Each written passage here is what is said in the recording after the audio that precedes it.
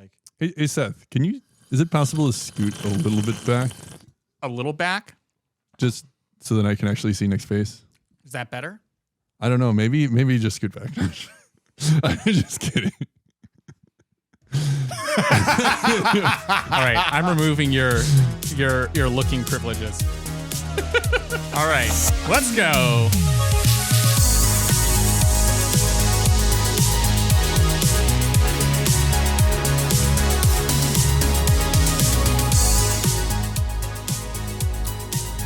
good morning, afternoon, and or evening, everyone.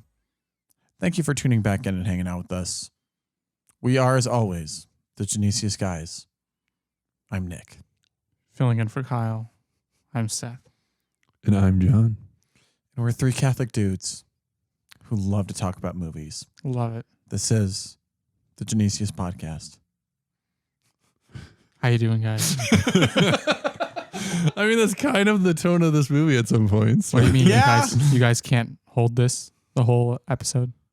Like we are Just tone this down real good. Just, talking on NPR. we're like a Wes Anderson movie. And NPR. I'm Noah Adams. Yeah, the NPR Genesius podcast a la NPR.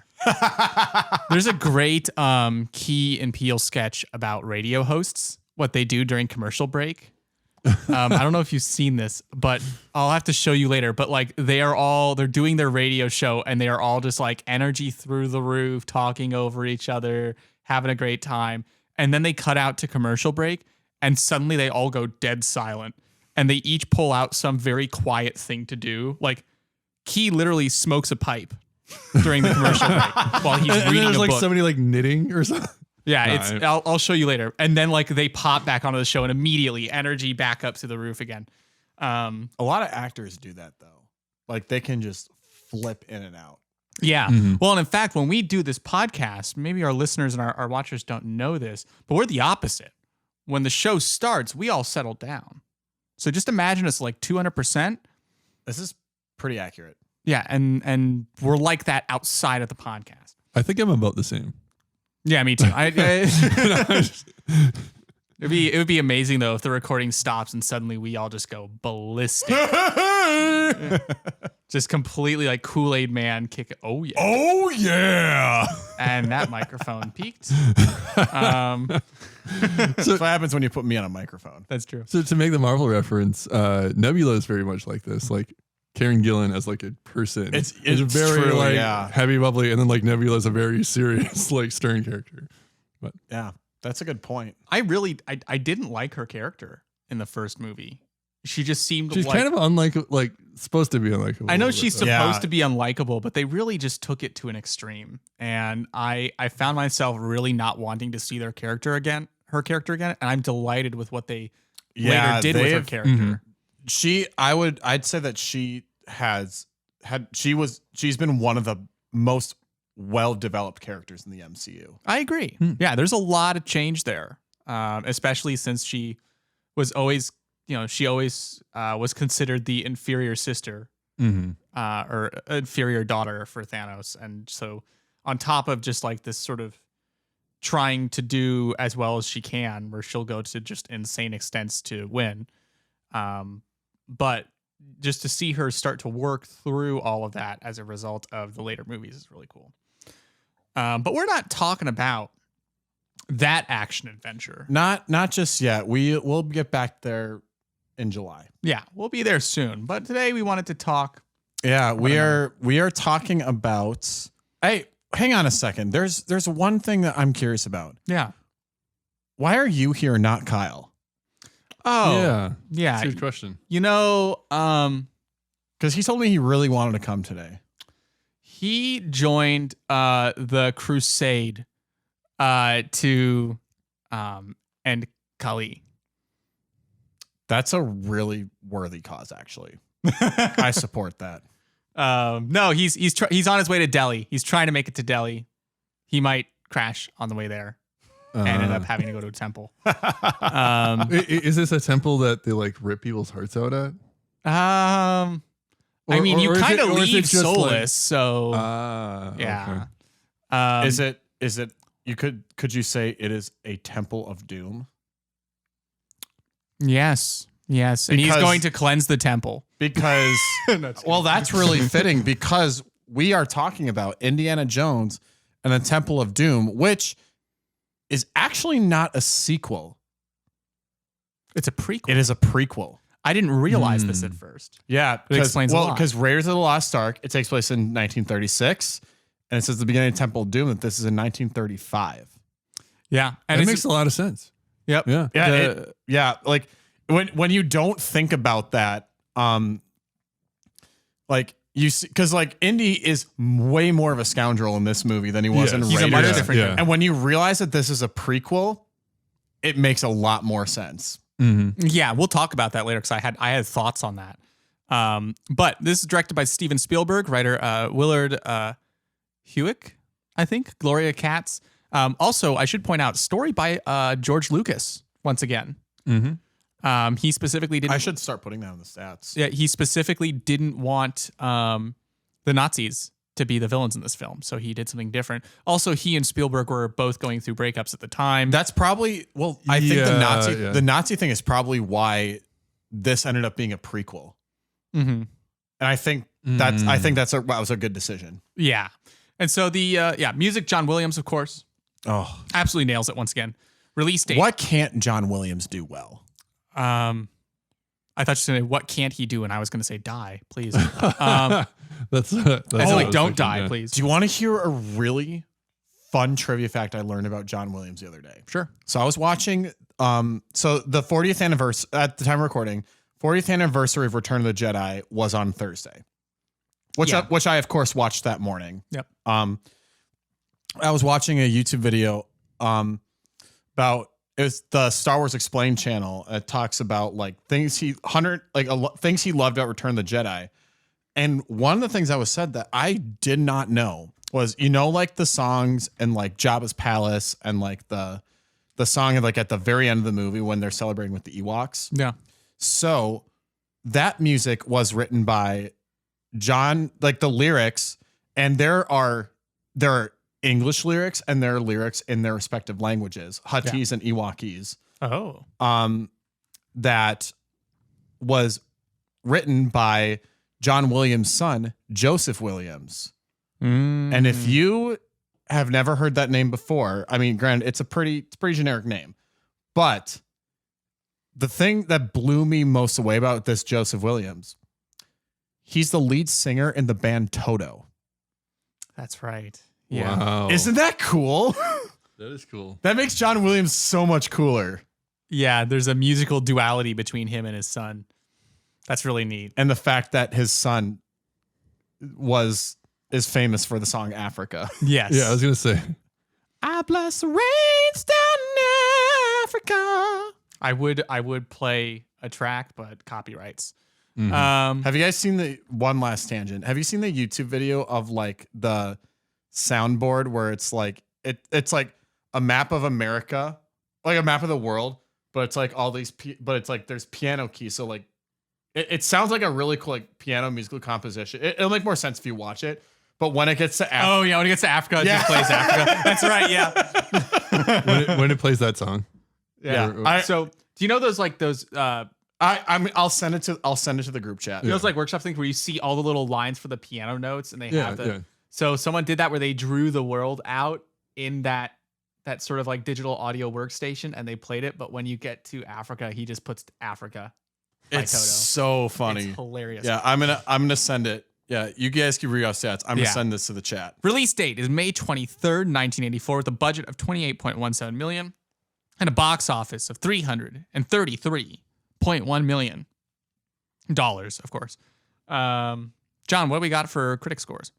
Yeah, the critics was at 83%, and the audience score was at 82%. So very close. Rotten Tomatoes consensus here. It may be too dark for some, but Indiana Jones and the Temple of Doom remains an ingenious adventure spectacle that showcases one of Hollywood's finest filmmaking teams in vintage form. John, hit us with that USCCB classification. Director Steven Spielberg sequel to Raiders of the Lost Ark is Indiana. Prequel. Yeah, it does say sequel, and it should be a prequel. Indiana, Harrison Ford, with the help of chorus girl Kate Capshaw, yeah. and a Chinese war orphan. Ke Huy Quan. Yeah, even though like isn't he billed in this movie as his like English name? No, that's his name in the credits. Yeah, they bill it. Okay. They bill it properly.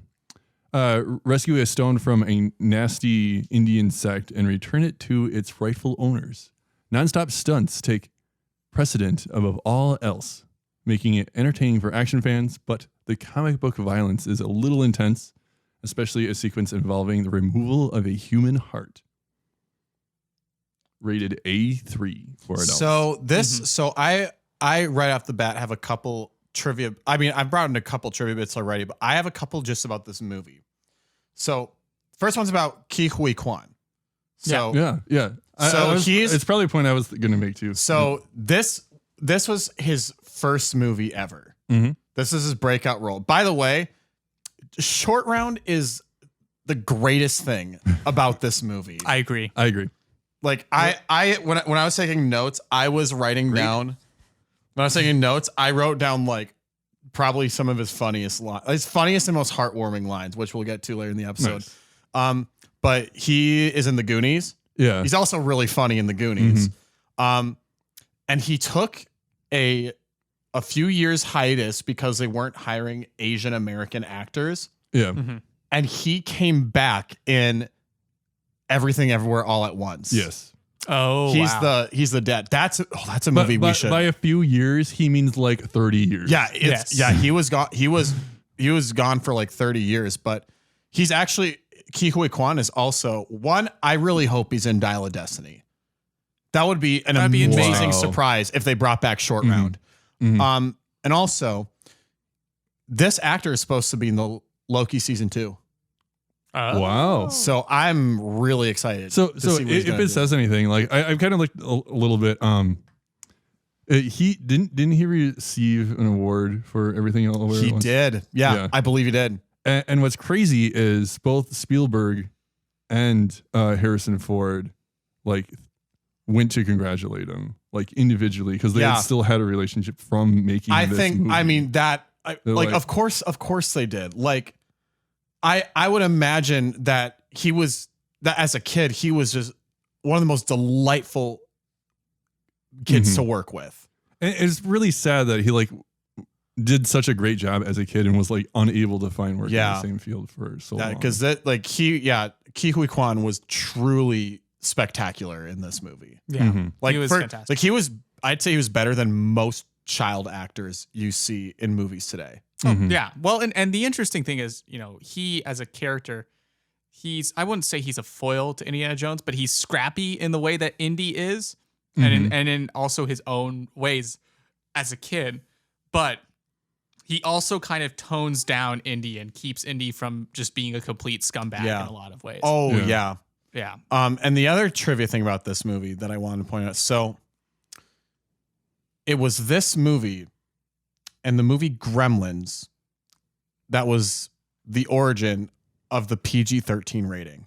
Yeah, it inspired the PG-13 rating. Because this movie, I think I've heard that before. This movie, unbelievably, is rated PG. Yeah. I would say this would probably scare some kids. Yeah. For so sure. what? So and I've like done a little bit of research on this, but so they want it. So after Temple of Doom was released, they're like, this is too intense for this to be PG, but it's not intense enough to be rated R. Mm-hmm. So they wanted to find a middle ground where that's just like, this could be for like older viewers, but still like, but not necessarily like old enough where it's adults only. So they created the PG-13. I think, if I remember correctly, Last Crusade, I believe, is PG-13. Yes, I think so. Yeah, that sounds right. We'll talk about that in 2 weeks. Absolutely. So those are the couple little followed shortly after by the Kingdom of the Crystal Skull.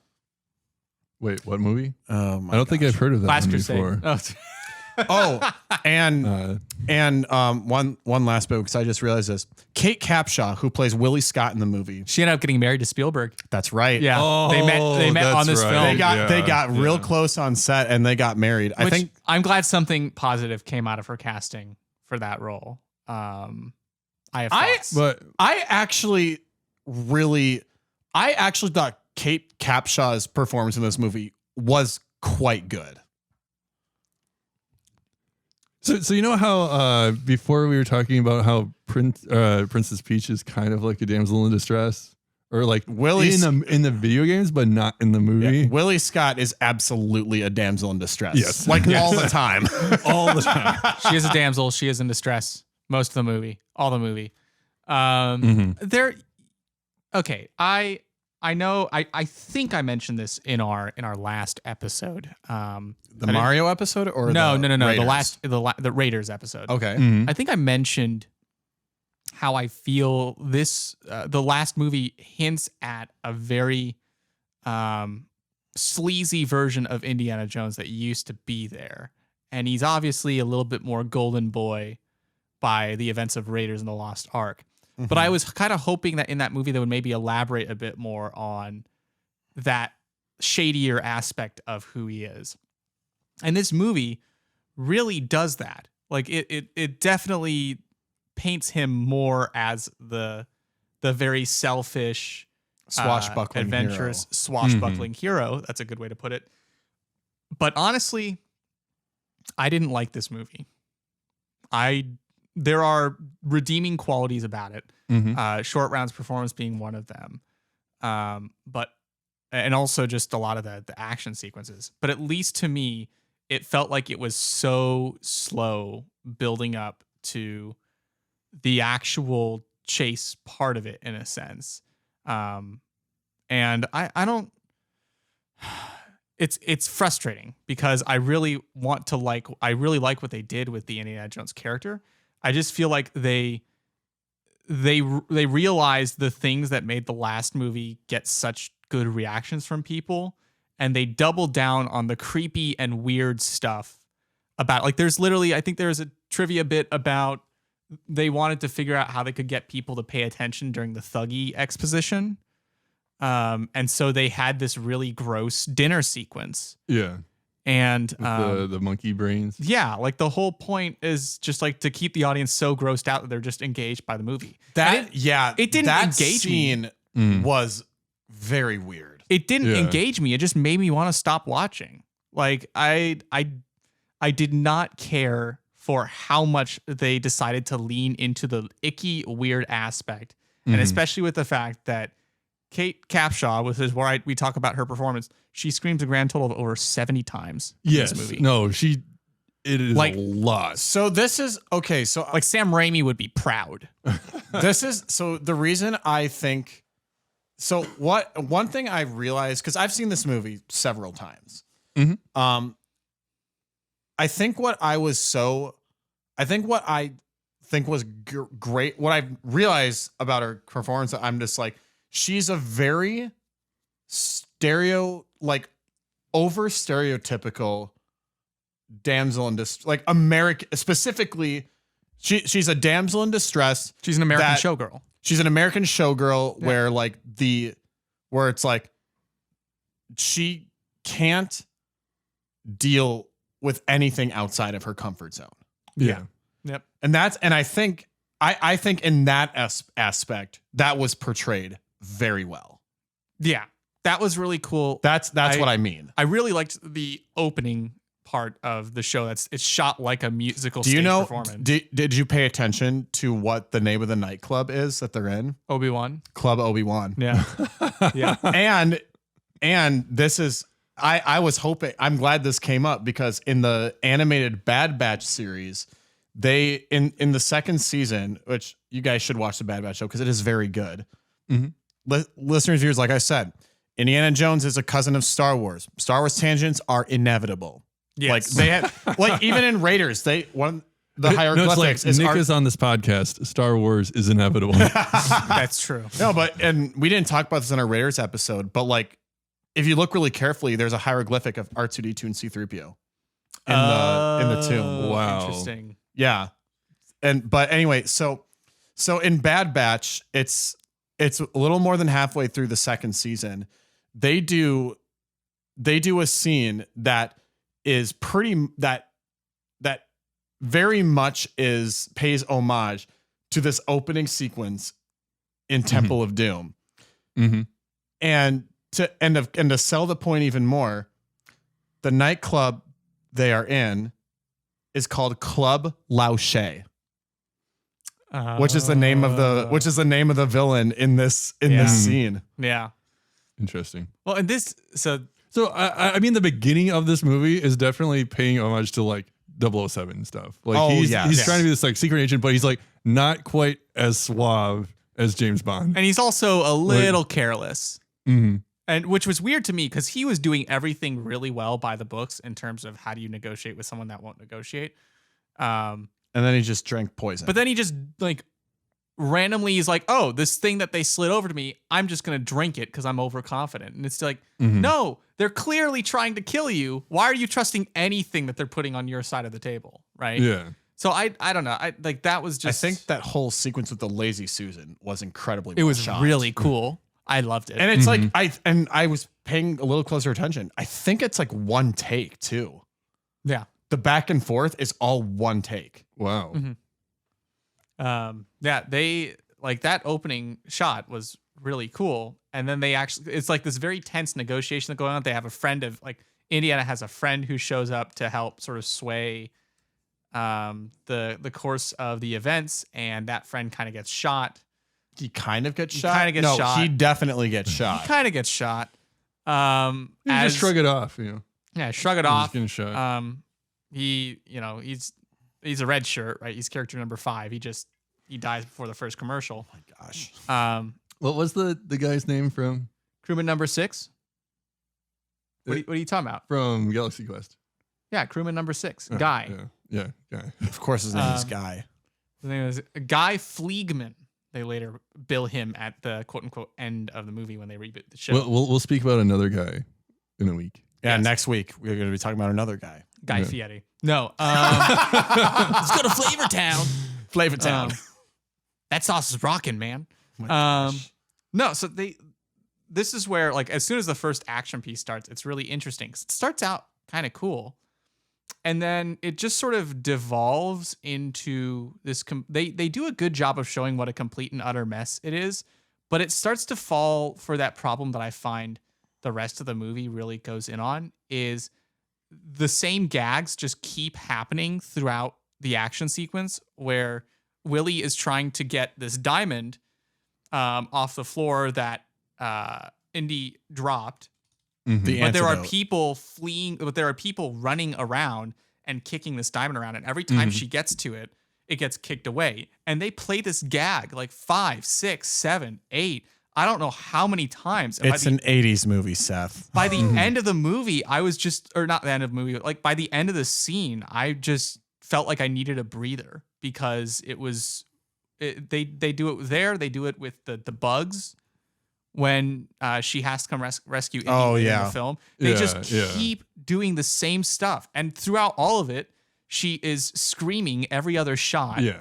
It's irritating. It's actually irritating for a modern viewer like myself to watch. Okay, but also in the scene with the bugs, there's more when Indy and Short Round are trapped in that room with the spikes and stuff. One of my favorite Indy lines that comes out, he's looking through the small hole and he's going, "We are going to die." The way he says it is so it's so Harrison Ford. Yes. Yeah. It's like if Han Solo said exactly that in a Star Wars movie, it would still sell. Yeah, yeah, that's true. It's those gags are really good. There are certainly parts of this movie that I find enjoyable. I mean, I would agree with you. I think she screams way too much. Yeah. It's just, it gets a little. She screams annoying. more than necessary, but it does kind of sell the whole point of this is a showgirl who can't ever get out of her comfort zone.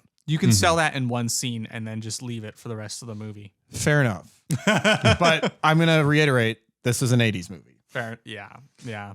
Well, maybe it's because he had some interest in the actress and he just wanted her to have more screen time. She apparently had to be taught how to scream for this movie, like in the way that they wanted her to. She definitely got a lot of use out of it. Yes. The following car chase, Short Round has some really funny lines in the car chase. I don't know if you were paying close enough attention, but like it's because of course this 10-year-old kid is driving a car. Yeah. And then right before they leave, he goes, "Hold on to your potatoes," which I thought was great. And then when they're doing all these turns, of course, Indy and Willie are like, they keep like bumping into each other, and Short Round just goes, "No time for love." Yes, that's right. That's right. That cracked me up. That's a great line. Yeah, and I'm just sitting there. I'm just like, they would, if this movie was made today, they would not get away with that. No, they wouldn't. Well, and again, it just reinforces the fact that Short Round is literally the best part of this film. Like through and through. Yep. I am glad that he doesn't die at any point. Mm-hmm. But I do think if we talk about exploring this shady side of Indy's character here, I think it was really, really well done for this movie. In terms of, this is a guy who, in a lot of ways, is typically interested in his own personal gain, but is really put in a situation where fortune and glory was a big thing that they talked about in this movie. Yeah, they kept when saying it came to the Shakara stones. Yeah. Or Sankara, however you say that. Yeah, the Sankara. Yeah. But it's really interesting to see that, when he finally grasps the gravity of like, there are children who are being enslaved. It's just like, okay, I actually have to do something here. Yeah, that was something that stood out to me too. It's like when he's in the temple and he's going to like get the stones, he hears the screaming children. He's just like you think he's gonna go back, but then no, like he goes and tries to save the kids. Mm-hmm. Yeah, I get the impression that this is where he kind of gets his heart of gold from, is this adventure. It's all because of Short Round. Yeah, I mean, well, and like just the scene Did when they ever explain how Short Round and Indy meet? Yeah, they do. Yeah, they do. He was Short Round was from the Japanese bombed like his city or something. Mm-hmm. So he was a kid on the streets doing like pickpocketing, and Indy caught him and then just kind of took him under his wing. Yeah, that makes sense. But the Short Round scene that I think is the most heartwarming, his most heartwarming moment in the whole movie is when Indy's like possessed and all that, and he's about to kill Willie in the temple. And Short Round literally goes, "I love you." Yeah, he has a fire and he has a torch and he's just like, I wrote this. Like, he just goes like, "Indy, I love you," and then burns him. And I'm just like, I sat there. I'm just like, I'm going to cry. Yeah, that was a really fantastic. It's so good. Mm-hmm. Like he's the best part of the movie. Mm-hmm. I love the moment where Indy has him over the pillow. He's like, "I'm all right, kid," and gives him the wink. And Short Round doesn't really know what to do with that for a couple seconds. He's like, "What? Oh, okay." So yeah, it certainly has. I just love his character. And the mine so much. Another thing I wrote here is about the minecart chase toward the end. Mm-hmm. There was a moment that I had previously not laughed out loud with, but I did this time. It's after they defeated the bad guys and the cart goes off the jump and it lands perfectly on the rails on the other side. Yes. I was dying on the couch laughing at this. And I love that they don't. That is such an 80s thing. I love that they don't show you the track until they actually go to land on it. Yeah. Like they really have you thinking they're just going to fly off a cliff. And then So did you ever play the Donkey Kong games? The Donkey Kong Country games? No. Oh. There's some levels where you're literally on a minecart and you're like jumping tracks and stuff. And it's like you're right. it just I had played that game as a kid before I saw this movie because I actually saw Raiders and Last Crusade younger, and then as I got older, my parents were like, "Oh, you can saw watch it in this the other theaters?" one." No, I'm not that old. You're still an old fart. He's still old. But like my parents allowed us to watch like the first two before like and watch this one later because I don't know. It's a lot darker. Because it's yeah, I guess. But anyway, I had played the like Donkey Kong games before, like seeing this scene, so I was just like, what? It's just like the video game where they're just jumping carts and like going on. Yeah. Anyway, I think there's something to be said here about, because we touched on this a little bit earlier, but like, doing the right thing over fortune and glory. What because that's the whole reason they wanted to get the stones in the first place, was for fortune and glory, and then because Indy didn't take that villager seriously. He's literally like, oh, like these stones will make me like famous or whatever. But then as soon as he hears those screams, he realizes like, oh my gosh, like, no, that's real. Yeah. And that, like, I think that's actually really strong character development. And I'm sure, like I said, I think Short Round definitely influenced that. Yeah, he is definitely the moral conscience for Indy through the whole movie. I do think there was but Indy definitely rubs off on him a little bit. Yes, I love their card game sequence. When he has the literal ace up his sleeve. Yeah, like he's chastising Indy he's like blaming Indy for cheating, and then Indy, of course, knowing this kiddo's tricks, pulls the ace out of his sleeve. He goes, "You have a literal ace up your sleeve." Like, I wrote that down too. Shorty has a literal ace up his sleeve. Yeah. But I mean, Short Round is the ace up Indy's sleeve in a sense. He is. I think in a lot of ways, I'm surprised he didn't come back in any way for like Last Crusade or something. Oh, here's this another. Would have been an amazing way to introduce his character. Here's another Short Round line that I wrote down. It's when they're eating the dinner, and they introduce the prince for the first time, and they say he's a kid, and Willie goes like, "The king, that's the king." I should point out she was trying. I should point out Willie was trying to like crush on. Yeah, the she kid. was trying to, but without actually seeing that. She's like, "That's him, a kid," and then Short Round goes, "Maybe he like older women," and she just gives him this look. It's so that was great. Yeah, he's got some great one-liners. What I find interesting about this movie is that it doesn't play too much on Indy's fear of snakes. There is one moment that alludes to it when I find it interesting because they filmed this scene where she keeps getting hit by this elephant from behind. Yeah. And I can't help but wonder if that was intentional or if that was just what was happening during the scene and she's just trying to act through it. I wondered that myself, actually. Yeah. Because they just left it in because it seemed natural or something. Well, and then they throw in the gag about the snake coming around her and she's just like, whatever. She just grabs the trunk and she grabs the snake and throws it and scares the crap out of Indy. Mm-hmm. I mean, and that just went over her head, literally. She never. But yes, also figuratively. No, I think I wondered about that myself actually because it's like that. I feel like that if you had a real elephant doing this, that would actually happen. Yes, they would be doing something fun like that.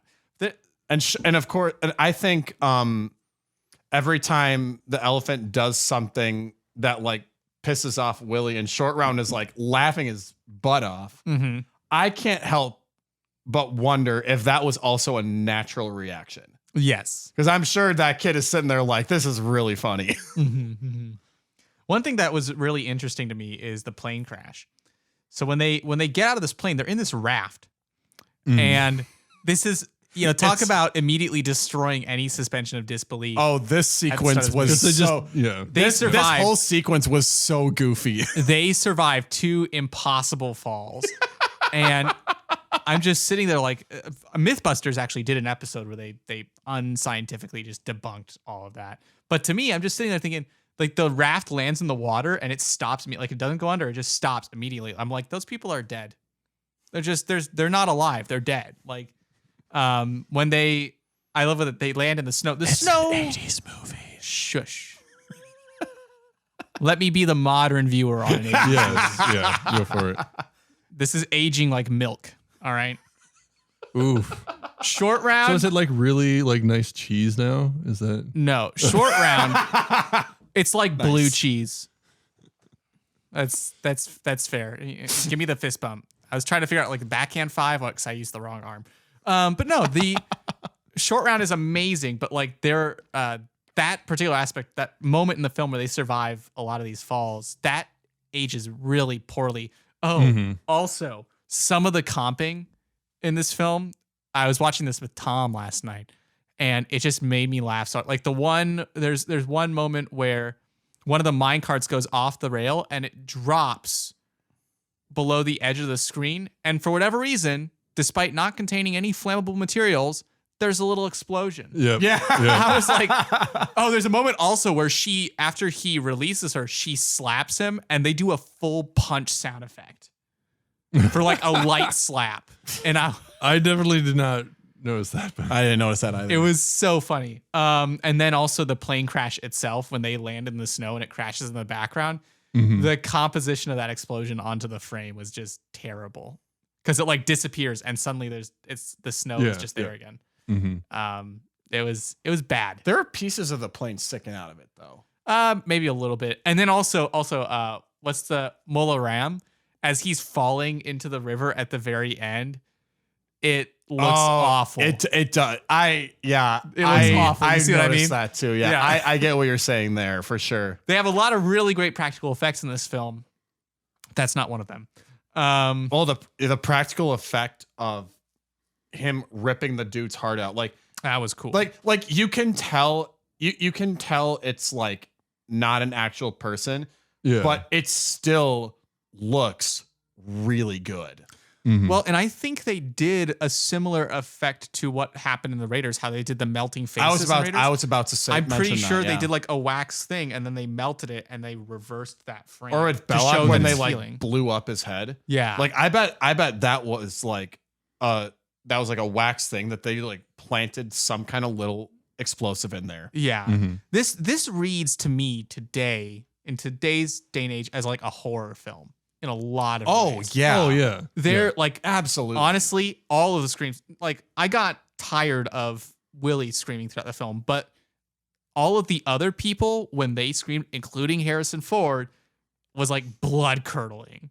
Like it was genuinely terrifying to hear them scream. Well, they were doing some terrible things in that temple. Yes, of course. But like that, those blood curdling screams were like not placed in there for no reason. Yeah, no, it's awful, and they completely sold it.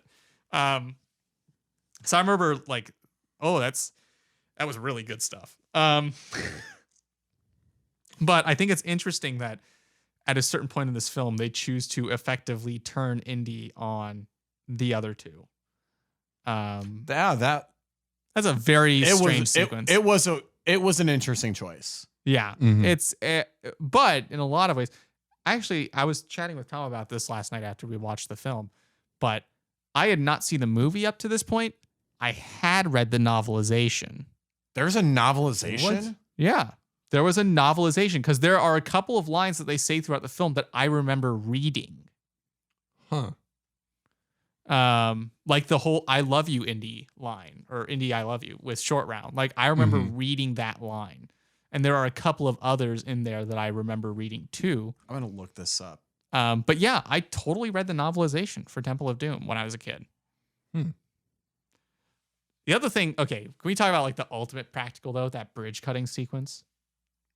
Oh, that's a good scene. That is, I think that's maybe the iconic moment that tends to make it out of this movie is that sequence where he just decides to cut the bridge. But I also love that he only speaks Chinese on special occasions. And in this case, he's warning Short Round to fasten himself to something. Yep. I thought that was I was like, that's really good writing right there. Because of course the other guys, the other guys aren't picking up on what's going on. And then of course Short Round goes, "Better hang on, lady. We're going for a ride." Yeah. Which no one else picked up on him saying that in English. Yeah. I think Mola Ram would have been cute. Did you notice that they paid him? So you know how in the Raiders movie, they had that guy flinging around the sword and he just shoots him? Yeah. Did you notice they paid homage to that in this movie? Oh, yeah, where he reaches for his gun and he's not there and then he just goes like, and he turns around and runs away. Yeah. Yes. Yep. Yeah, that was a fantastic callback. Callback. That was a really good callback. So you're saying in the timeline of the character, he learns to bring his gun later.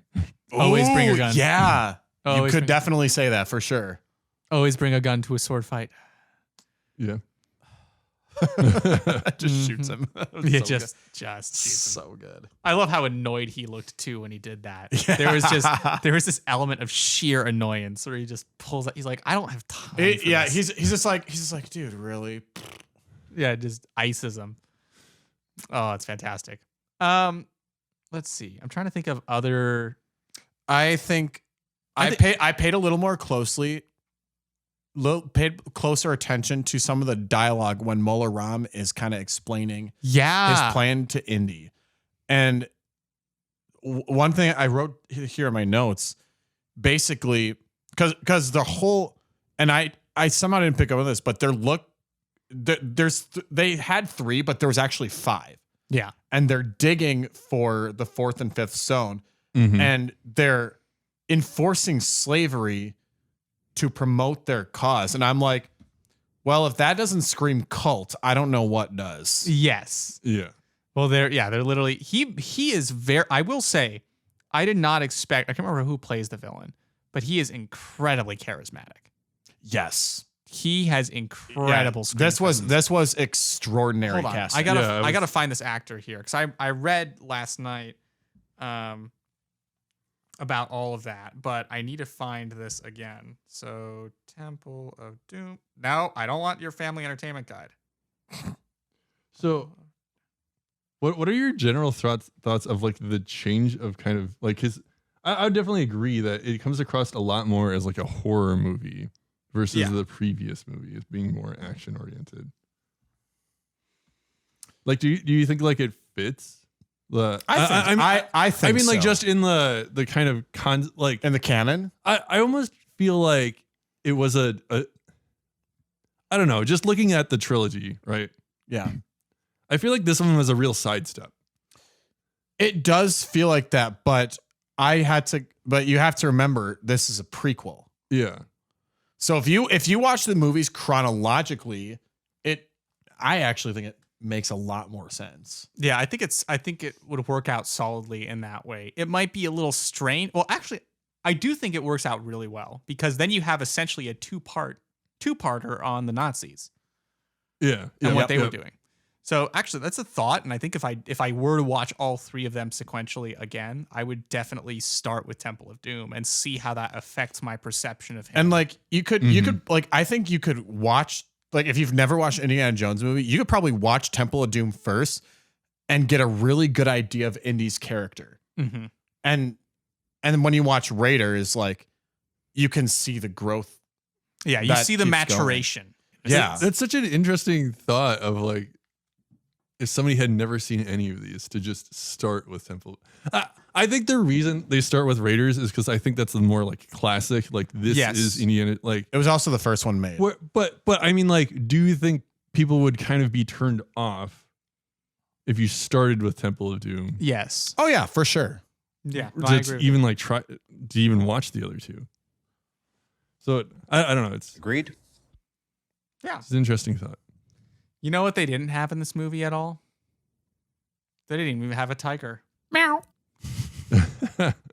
They had actually, although I will say the original idea apparently for the Thuggy exposition was instead of a dinner, they were going to do a tiger hunt, Oh, that would be cool. but they didn't. So no Meow. in the movie. Yeah. That's Maybe- unfortunate. maybe- Tigers maybe are pretty cool. I don't know. Maybe they'll have a cat in the next one. Who knows? Do they? I don't think they do. I think they wish. do. What? I think they do. It's when he's a boy. Oh, Because the first, like, 20 minutes are him as a kid. Yep. Yeah. Young Indiana Jones. Oh, the Yep. lion. Yeah, Yeah. yeah. Totally. All right. No, you're That's how he absolutely gets. right. That's how he gets the whip. Yeah. Yep. Good callback. Oh, speaking of the whip, the way he ropes in Willie at the end of the movie, I'm just like, this would not sit well today. Well, there's But a lot I- of things that were filmed around Yes. that time. Do not I mean, sit but well. I was watching that, and in a way, I'm just like, I mean, I'm kind of like, that's kind of badass, but I'm also just like, that's really not the most romantic thing to do. I'm sitting there like, that doesn't seem okay.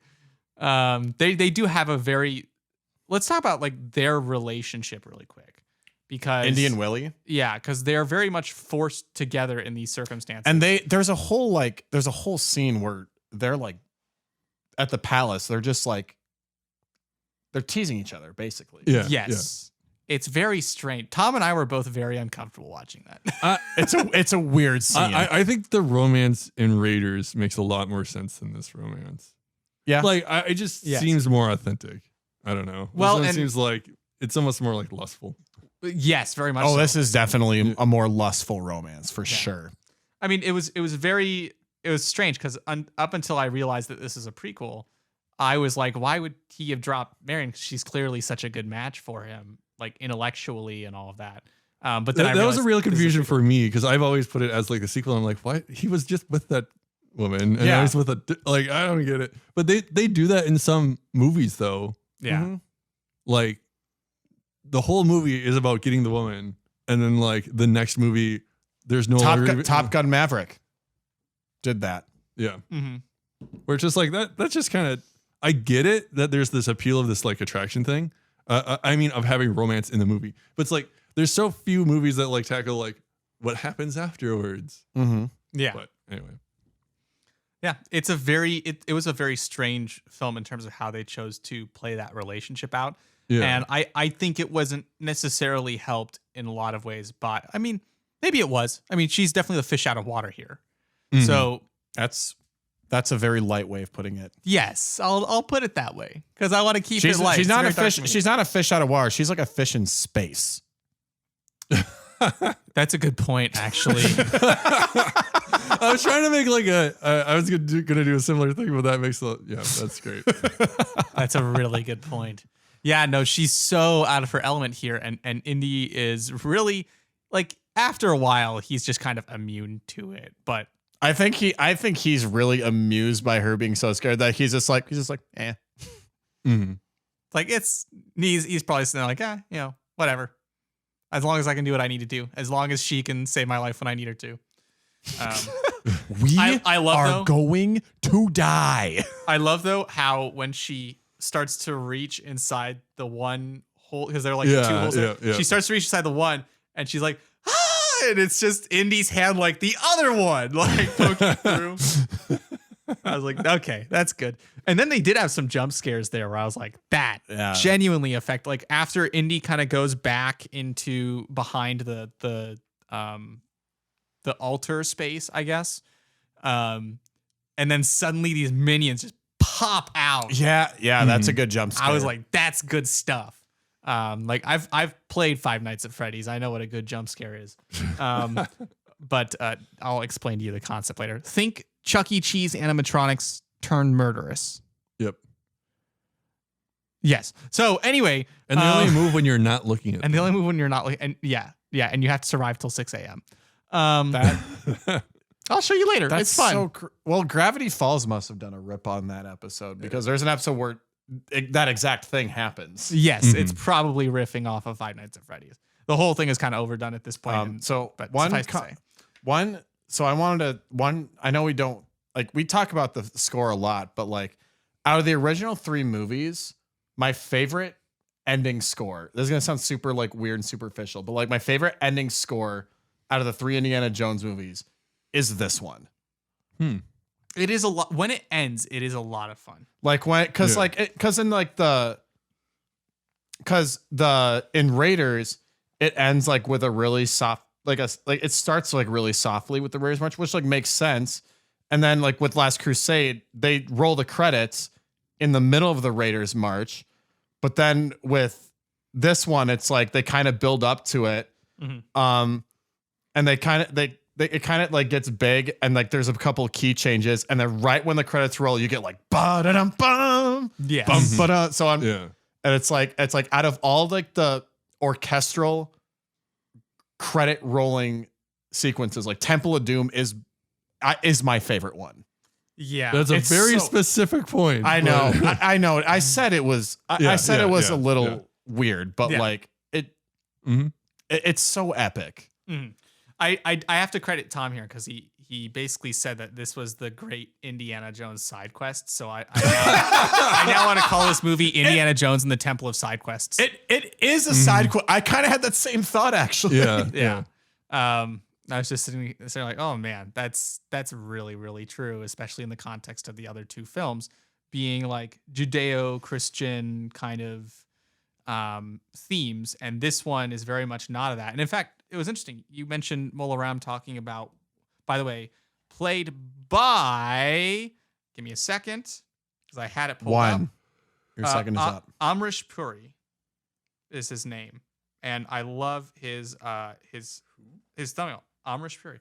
That is a distinguished gentleman right there. Look at that. That's a fine photo. Yeah. I love that. No, he died in 2005, unfortunately. God rest his soul. But he does a great job. His performance is very good. Yeah. So that being said, we should probably roll into Scores here. Yeah. I think there was a thread of a thought that I was grasping at that I didn't find, but whatever. John? Want me to start? Or actually, I Nick. started last time. You want me to start? Yeah, Nick, why don't you start? So I do enjoy this movie. Like, I think growing up, this was my favorite Indiana Jones movie. What? I know. Interesting. Wow. Well, growing up, I think I only had Raiders and Temple of Doom on DVD. So I actually hadn't watched Last Crusade that much. But I remember I liked this one more. I think I saw Last Crusade first. I actually think the same. Yeah. But so I'm really excited. I do. Oh, me too. That movie is so good. Oh, I'm ready. 2 weeks. 2 weeks. As far as recording. So 3 weeks. Yeah. Well, recording it's gonna be 3 weeks. Yeah, for us. Yeah. We're gonna be talking about the best and the worst. You want to watch it tonight? Of those movies. Want to watch it tonight, John? Oh wait, you have mass. Sorry. Yeah, I was like, we could have after, but anyway, so I do really like this movie. Mm-hmm. I think it's a lot of fun.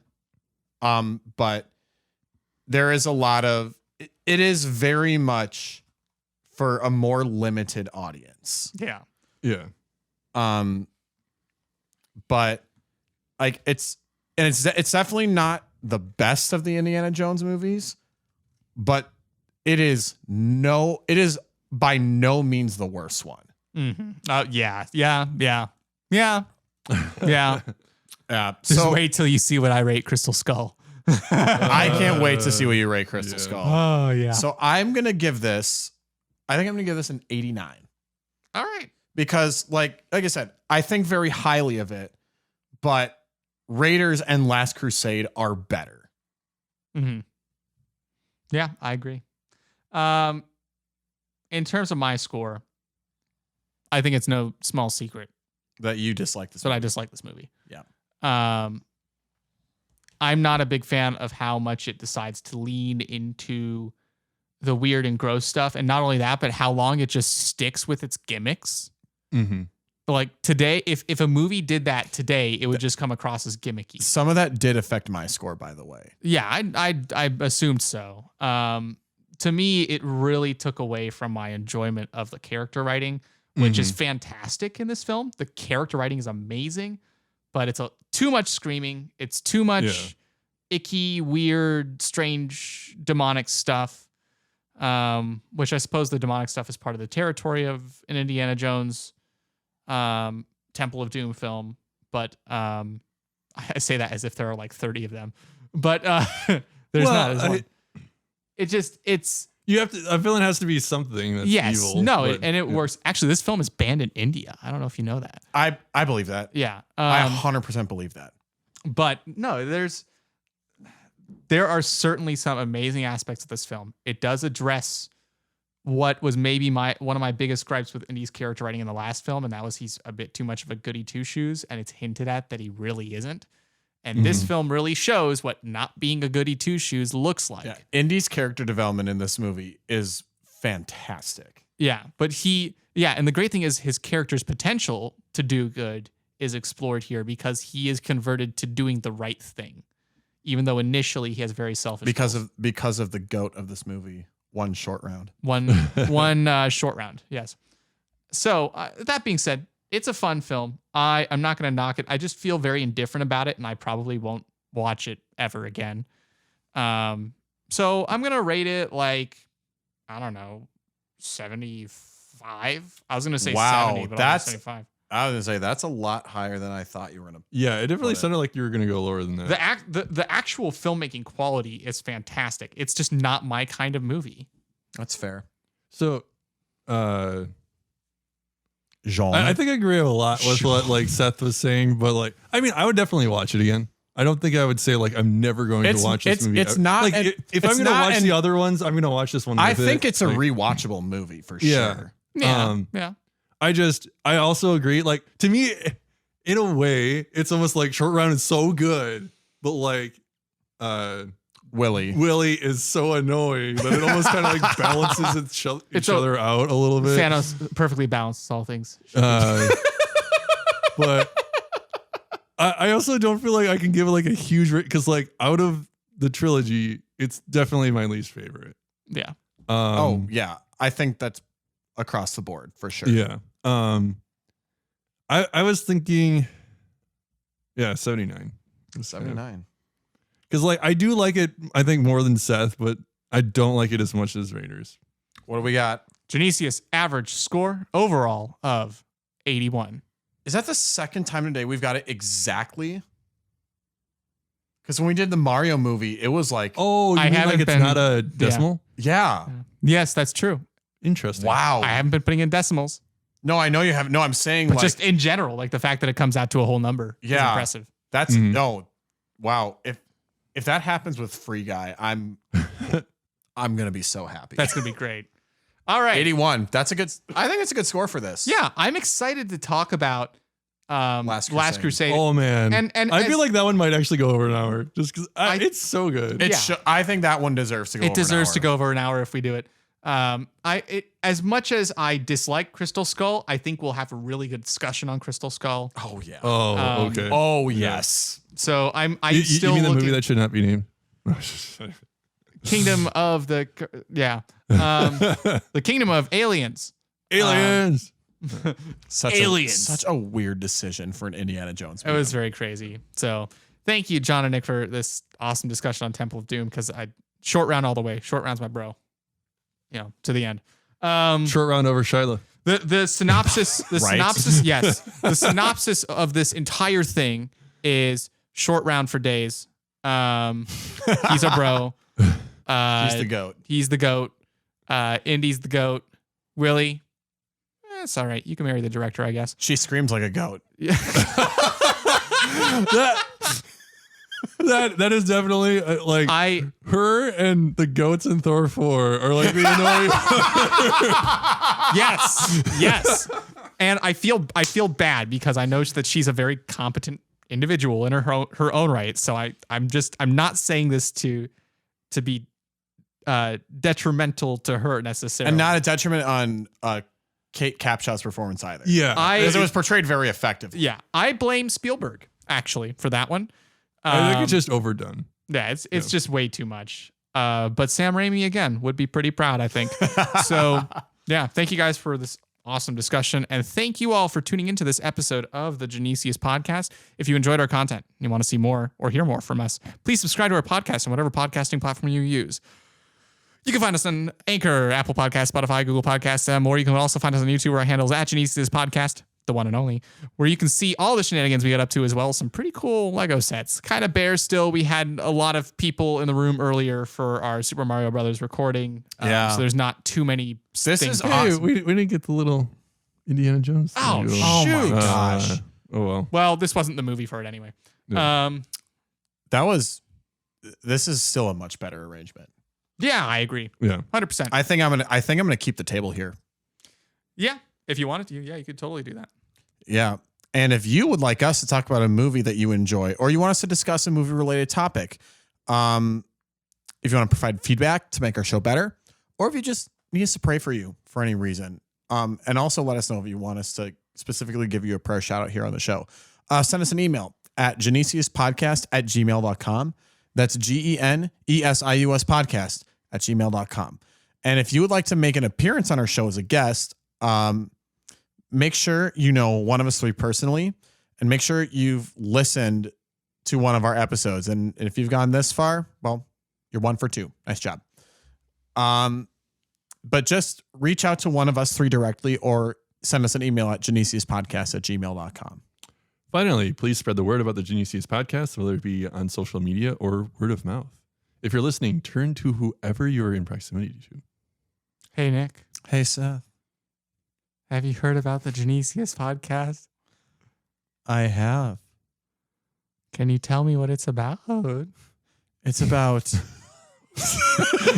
I did that on purpose. Going through puberty. I did that on purpose. It's about 3 Catholic guys. We talk about movies. Great. Kalima. What is that? Kalima! No. I don't know what just happened. The last 30 seconds have been pure chaos. So instead of doing something weird like that, how about you just shoot a text message to all your friends, family, and coworkers about our podcast, whether it be right at this moment, at a family dinner, at a work meeting, or on date night. I love that John was like, you know what? Maybe don't. For the first time in podcast history, we have finally weirded out John. It's finally too much. How did it take this long? I don't know. We should. Yes, that's perfect. I guess I've lived with a lot of guys, but wherever you are, whatever you're doing, please tell them about us, and please pray for us as we continue to create content and use our gifts to give glory to God. Gentlemen, prayer intentions. I think for us at the moment, Memorial Day is tomorrow. So for all of those, I know we've done this a couple times, but anybody who's like in fitting. service and especially those who had died for our country and for our freedom. Absolutely. John, would you like to lead us in prayer? Yeah, I can. Father, Son, Holy Spirit. Come, Holy Spirit. Thank you, Lord, for giving us the freedom to follow you. The privilege to live in a country where we can express our religious freedom, and for all of those who are in service for that and have given their lives for that freedom. And we pray this in your name, our Father, who art in heaven, hallowed be thy name. Thy kingdom come, thy will be done, on earth as it is in heaven. Give us this day our daily bread, and forgive us our trespasses, as we forgive those who trespass against us. And lead us not into temptation, but deliver us from evil. Amen. Saint Genesius, Pray for us. Father, Son, Holy Spirit. John, thanks for praying for us. Yeah. John, you. Seth, as always, thank you for joining me. Nick, as always. Thank you for hosting. Listeners and viewers, thank you, as always, for tuning in with us. We will be back next Friday at noon, where we will be talking about a free guy. A free man. A free man. Not just a free man, a free guy. Yeah. Yeah, and he's not a good. He's not a, yeah, he's not a good guy. Wait a minute. I just got your joke from like. Because the prayer intention was that we are free. No, I just got your joke from like the start of the podcast. Which one? Where I talked about a guy from Galaxy Quest. He's like, we're going to be talking about another guy. Yes. I can't believe you didn't pick up on that. I literally did not. I caught on to that right away. But until then, we're the Genesius guys. I'm Nick. Filling of Kyle, I'm Seth. I'm John. And this is a Genesius podcast. God bless God everyone. bless everyone.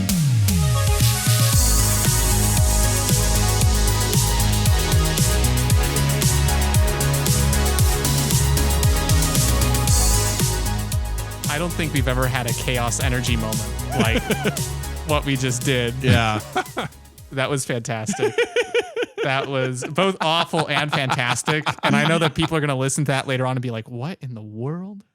It's one of those things that I feel like each recording we do just slowly descends into madness. Yeah. Like our Incredible Hulk episode. Yes. Yep. Yep.